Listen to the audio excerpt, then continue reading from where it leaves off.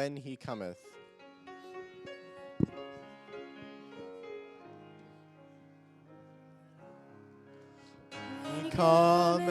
When he cometh to make up his jewels, all his jewels, precious jewels, his loved and his own. Like the stars of the morning, his bright crown adorning, they shall shine in their beauty, bright gems for his crown. They shall gather, we shall gather the gems for his kingdom. All the pure ones, all the bright ones, his loved and his own. Like the stars of the morning, his bright crown adorning, they shall shine in their beauty, bright gems for his crown. Little children who love their Redeemer are the jewels, precious jewels, his loved and his own. Like the stars of the morning, his bright crown adorning, they shall shine in their beauty, gems for his crown. Amen. Our next song this morning is going to be number 530, It Is Well With My Soul.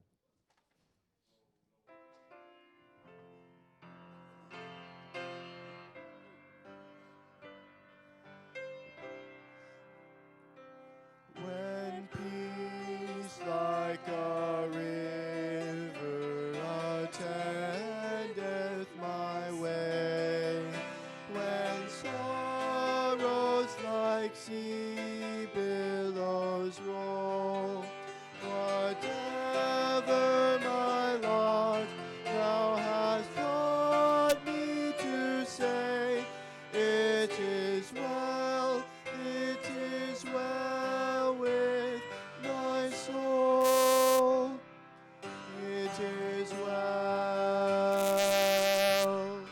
with my soul, it is well with my soul. When I sing, oh, the joy of this glorious thought, I sing not in part, but the whole is nailed to the cross, and I bear it no more. Praise the Lord, oh my soul. Tis well, it is well with my soul.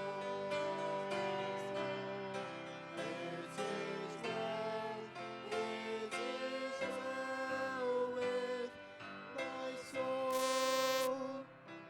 And Lord, haste the day when my face shall be sight, the clouds be rolled back as a scroll, the trump shall resound, and the Lord shall descend. Even so, it is well with my soul. 'Tis well with my soul. It is well with my soul. Our opening song for this morning is going to be number 669, which is The Lord Bless You and Keep You. Please stand.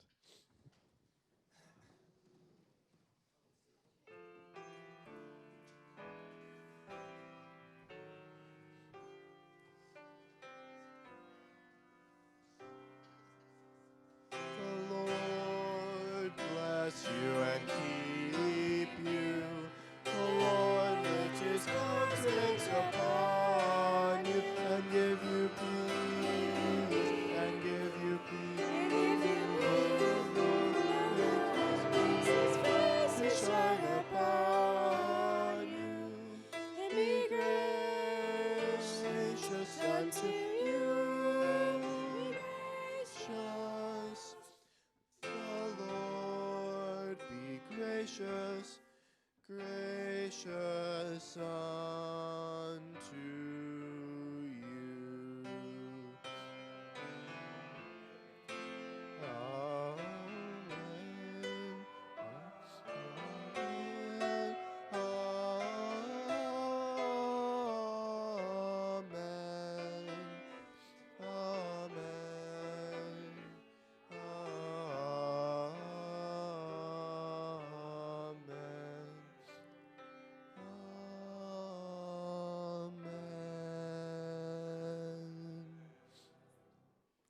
Amen. Amen. Amen. Amen.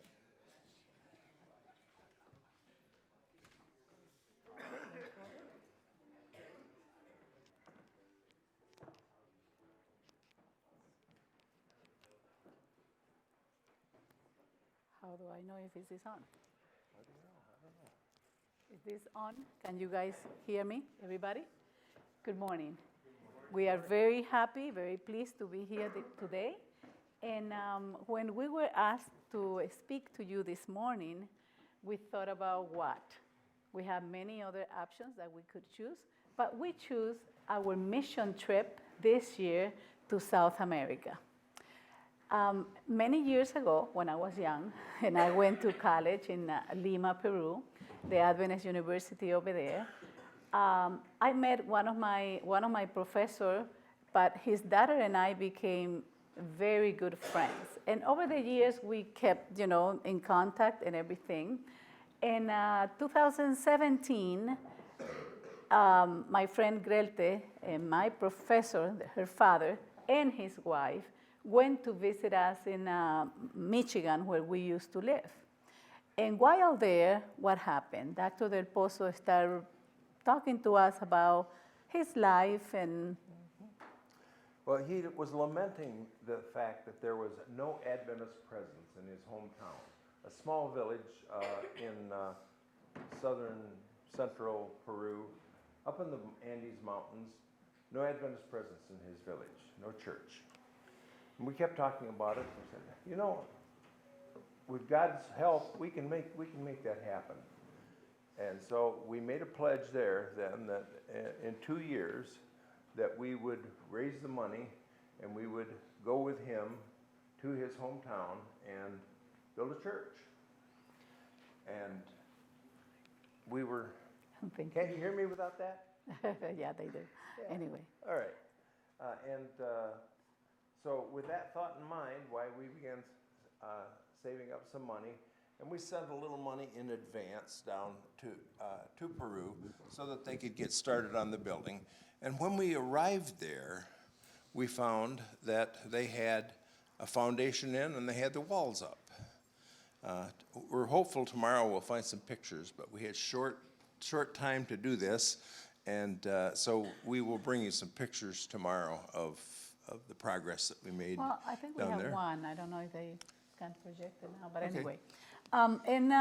We arrived there. We started talking to the pastor that was in that area. And in fact, the pastor that used to be there when we started talking and the communication with them was one, and then they moved him. You know how that goes with our organization. Pastors get moved every certain number of years. And finally, when was almost the time to go, there was a new young couple, which we really even adopted because they are very dynamic, full of energy, and they are doing a marvelous job over there. Well, we arrived first in Lima and went to Nanya, where the university is, where Marisol graduated. And we were fortunate to be there for a big celebration. They were inaugurating the largest Seventh-day Adventist church in this hemisphere, actually. It'll seat over 4,000 people. Beautiful facility, not quite complete, but ready to go. And many dignitaries, including Pastor Ted Wilson, our General Conference president, was there, who we had met previously. And all in all, it was a great weekend of the dedication. But we met this couple, the young pastor and his wife, and decided that rather than us taking public transportation, we should ride back to the village with them. Well, it turned out Peru's not that big a country compared to us, but it was a 2-day trip. There were some pretty rough roads in between Lima and Talavera is the name of the small village where we went. In fact, you'd think you'd meet the buses coming down the road, and they were so rough that the buses would be rocking. You'd wonder if they were going to tip over on you. It was really a rather treacherous journey at times in that way. But we did, after a 2-day travel, arrive at this little town of Talavera.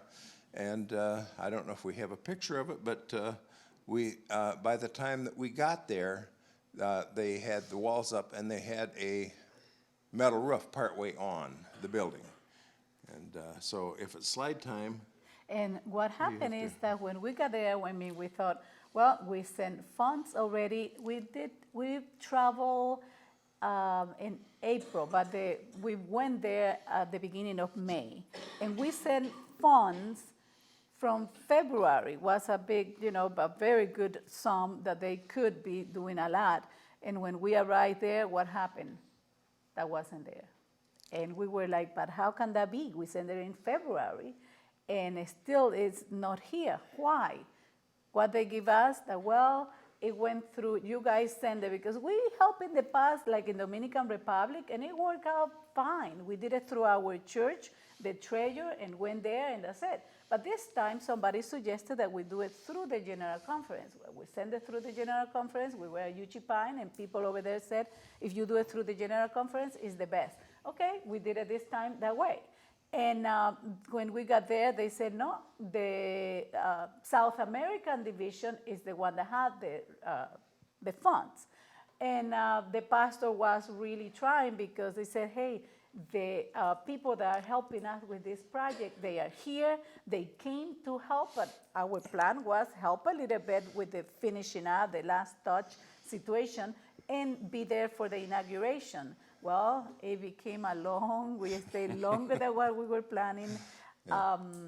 Finally, the money didn't even show up. It's just the treasurer of the conference, local conference, they said, well, on faith, we will be lending to you the money, but this is really like, until the South Division do it, give it to us. And finally, they released the money, but, as a lending the money to them until they get it from the division. Finally, they got the money, and here we are. Instead of reality is we prayed hard over it, and we got the money just in time. In time to hire the contractor with his backhoe to come in and excavate behind the building where they needed to put the bathrooms and so on, and to pay the people to dig out the dirt that was inside the building so they could pour a concrete floor. And we worked on it, very, very hard for about 2 weeks before the real money actually showed up. But God blessed us, and we were able to find materials and things at prices that would shock us in this country. It's amazing, but we were able to do that. The pastor, a young pastor, he became 31 while we were there. We celebrated his birthday. And he has how many churches? He had 14 churches and 5 congregations, assemblies that didn't have a building to meet in. And I guess when we left him, he had 15 churches because we built one and dedicated. But he still had 4 congregations with no churches. So he's responsible for 19 groups of believers, of worshipers.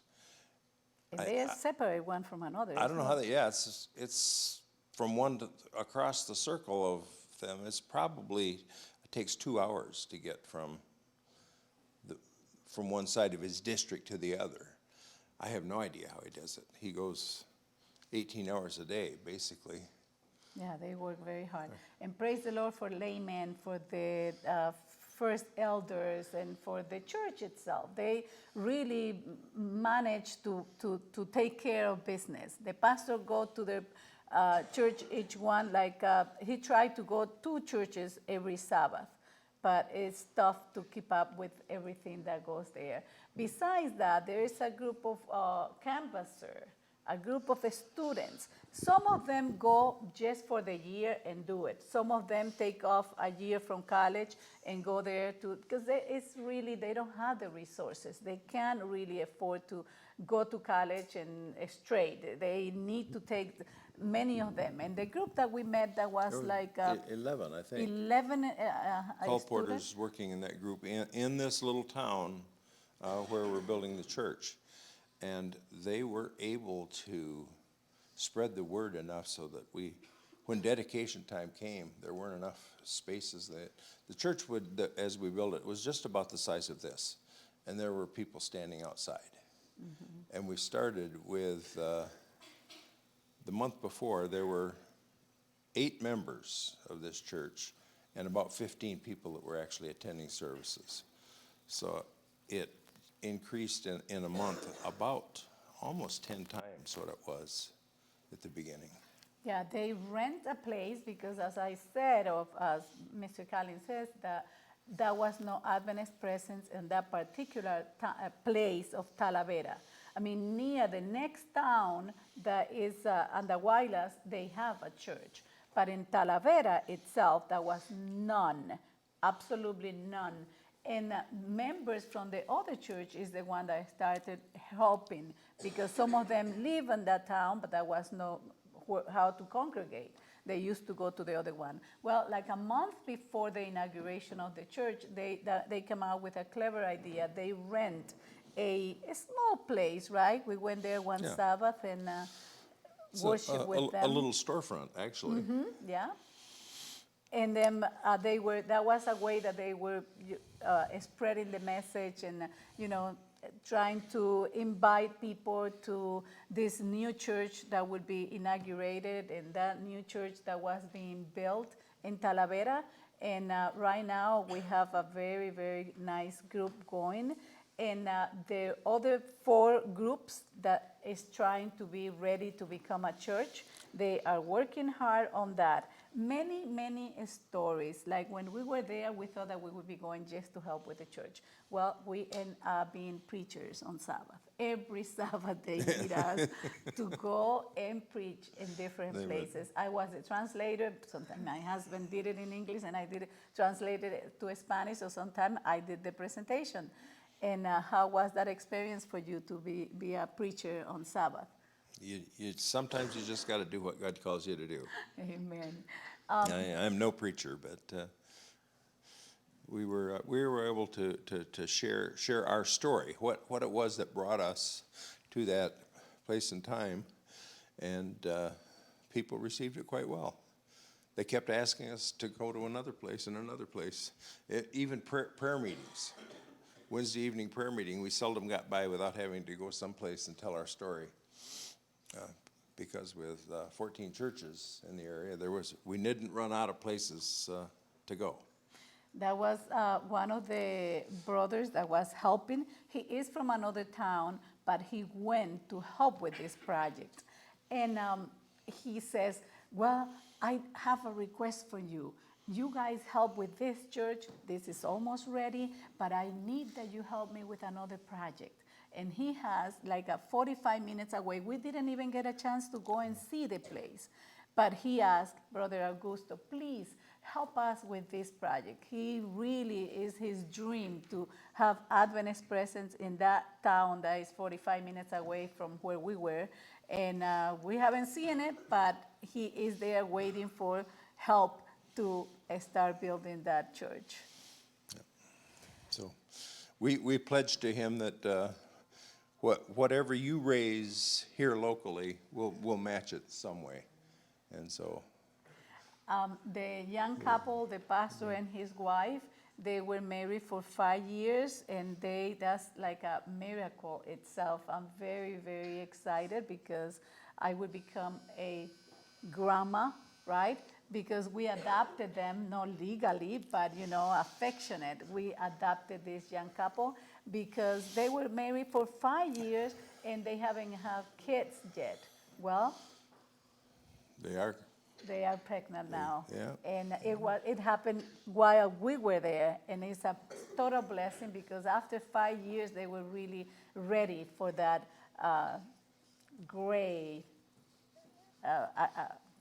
happening to them, the blessing, such a great blessing. And they are so excited about, they are very happy. And they continued as we continue sending every month funds for the projects, because the other 4 projects that they need to be continue be working. When we help others, to us, they felt that we were the one that went there and helped and did all of that, but really it was a tremendous blessing for us as a couple. Surely. It's such a blessing when we can help others and see how happy those people were in that area. We have those colporteurs, the canvasser, that were there. And one Sabbath that we went to one of the churches, because one Friday night we went and opened Sabbath with them and spent time. They rent a place, and the 11 of them live in that house that they rent. And they take turns to cook and to take care of the place where they are. And that Friday night, they invited us. The pastor was supposed, but he invited us to go, and we have a good time and get to know them a little bit better. But one Sabbath that we went into one of the churches, few of them, because they divided themselves and they go to different churches in order to help. And that particular group that were there, we noticed that one of the girls had a hole on her shoe. And it is really, guys, things that we would never think here, because I think that no matter, even if you are not a rich person in this country, still you have for the basic things in general. But over there in canvassing, that many of you canvass, and that we walk a lot when you do that. I did it. I paid a big part of my education canvassing, and I love it. We know that this is a job that is not just selling books, it's just spreading the message. And this young lady was holes on her shoes, and we thought, we need to help her, and talked to the pastor and did the arrangement, and she was so happy to have a new pair of shoes that she was able to use to go in Colport. After that year, when they finished, that was in April, May, like I said, that we went there. They will be until next May. They will be continue colporting. I ask you guys that you pray for that group of young people like you, maybe a little bit older. They are more like college students. And pray for them, because they really, it's not easy. And they really want to study. One of the young ladies, when she heard the message, she went in the local place that she lived. It wasn't there in Talavera. It was in another town that we didn't visit. And she needed the money. She want to study. And she went to a local store, and the guy says, okay, I want to give you a job, but the only condition that I want to give you is that you go to church on Sabbath. And she said, well, I need the job, and why not? Because Saturday we don't work. You can have the job Monday to Friday, but Sunday, but Saturday we go to church. And she decided that, okay. While there, she got to know the message, she got baptized and everything, and what happened, the parents, what they did. Well, this is, maybe I'm confusing them, but the backstory on the girl that had holes in her shoes was that she, at 15, became an Adventist. She was 16 at this time, and her parents kicked her out of her house, and she had no support whatsoever from her parents. They didn't want anything to do with her because she was an Adventist. And to make it worse, to nag it at her, the devil has a way of just twisting things. If you renounce this faith and come back to your senses, you can come back home. And we can even help you to go to a local university, to a public university. But she really wanted to be faithful to what the message that she just learned, and she decided that she would not go back home, that she will continue. And as we speak, she is there in Peru right now, colporting or canvassing every day in order to pay for her education. I know that our time is up here. We need to go. And how about if we have a word of prayer? Tomorrow we'll finish the We're bringing pictures tomorrow, we and bring hope. the pictures and show you the finish up the story and show you the final result, that what happened with that little space and how they work it and what we have now. And as you know, we are family, and that is part of your church. Maybe in the future when you guys graduate and you want to visit Peru, maybe you can go to Machu Picchu to visit Machu Picchu, but and then go to Talavera and see with your own eyes there the Adventist small church in Talavera. How about we pray? Dear Father in heaven, we want to thank you so much for the opportunities that you put in front of us. Lord, help us to never turn our back when you give us a job to do. Help us to do our best. Help us to realize that the big blessing is for us, way more than the people that we help. We thank you for hearing our prayer. We ask you to bless these young people and give them a missionary spirit to go out and help finish this work. In Jesus' name, amen. Amen. Thank you for your attention.